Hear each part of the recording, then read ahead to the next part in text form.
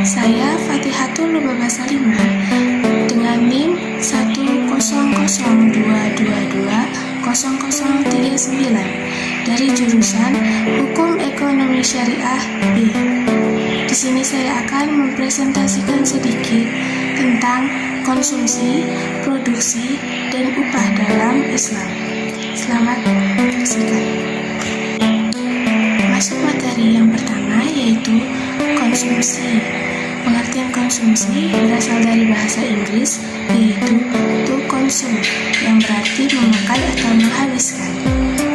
Menurut Kamus Besar Bahasa Indonesia, kata konsumsi itu diartikan dengan pemakaian barang hasil produksi.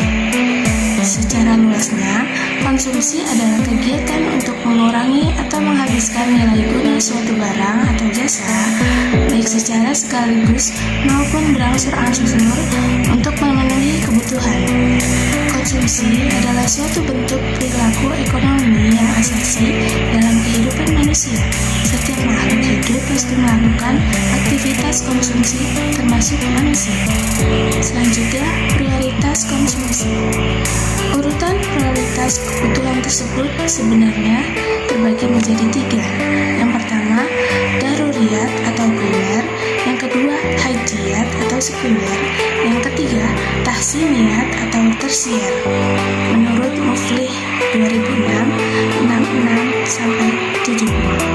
Tetapi di sini saya hanya sedikit menjelaskan tentang daruriyat atau urutan prioritas primer.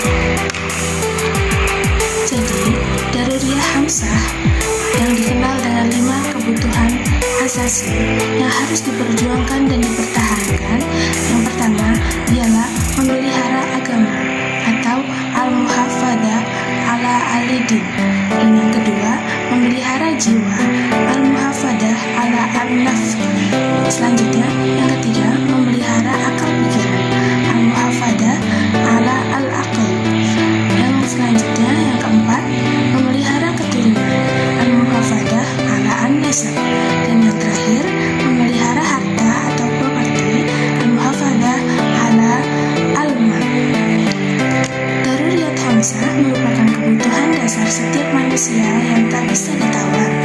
Jika dalam upaya seorang mewujudkan dan mempertahankan kebutuhan ini terpaksa melakukan tindakan melanggar norma-norma tertentu, maka itu dapat menjadi akta pertimbangan untuk meringankan dalam upaya seseorang mewujudkan dan mempertahankan kebutuhan ini terpaksa melakukan tindakan melanggar norma-norma tertentu, maka itu dapat menjadi akta pertimbangan untuk meringankan atau kalau dipandang perlu diberikan pembenaran terhadap tindakan tersebut. 5 prinsip masalah dalam ekonomi Islam. Dan yang pertama, prinsip keadilan.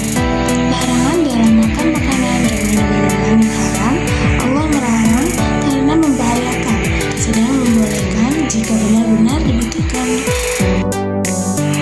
Yang kedua, yaitu prinsip kebersihan. Sebagaimana tercantum dalam Al-Quran dan hadis bahwa makanan itu harus bersih. Yang ketiga, prinsip kesederhanaan. Prinsip ini mengajarkan manusia agar tidak bersikap berlebihan. Yang keempat, kemurahan hati. Dengan mentaati perintah Islam, tidak ada bahaya maupun dosa ketika kita meminum dan memakan makanan halal yang sudah disediakan karena kemurahan hati. Nah, di sini termasuk ke dalam yang dimaksud Yang ketiga, prinsip kemurahan hati. Dengan mentaati perintah Islam, tidak ada bahaya maupun dosa ketika kita meminum dan memakan makanan halal yang sudah disediakan karena kemurahan hatinya. Nah, di sini tertuju kepada Allah Subhanahu wa taala. Dan yang terakhir, prinsip moralitas. Untuk meningkatkan nilai-nilai moral dan spiritual, mengkonsumsi makanan juga memiliki peran yang sangat penting. Selanjutnya masuk materi produksi dalam Islam. Produksi menurut Al-Quran adalah mengadakan atau mewujudkan suatu barang atau jasa yang bertujuan untuk kemaslahatan manusia.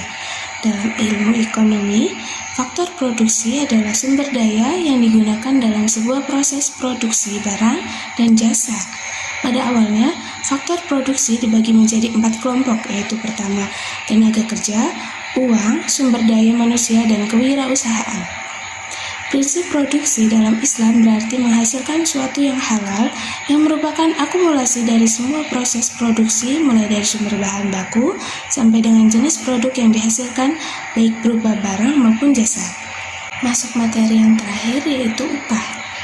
Pengertian upah dalam ekonomi Islam disebut juga dengan ujroh yang pembahasannya jauh lebih dalam. Ekonomi sering dikaitkan dengan kontrak perjanjian kerja yang dilakukan.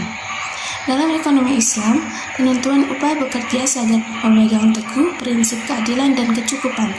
Prinsip utama keadilan terletak pada kejelasan akad atau transaksi dan komitmen atas dasar kerelaan melakukannya.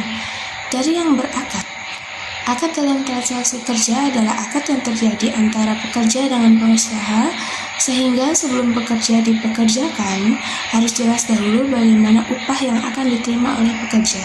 Upah tersebut meliputi besarnya upah dan tata cara pembayaran upah. Terima kasih atas perhatiannya. Any question? Wassalamualaikum warahmatullahi wabarakatuh.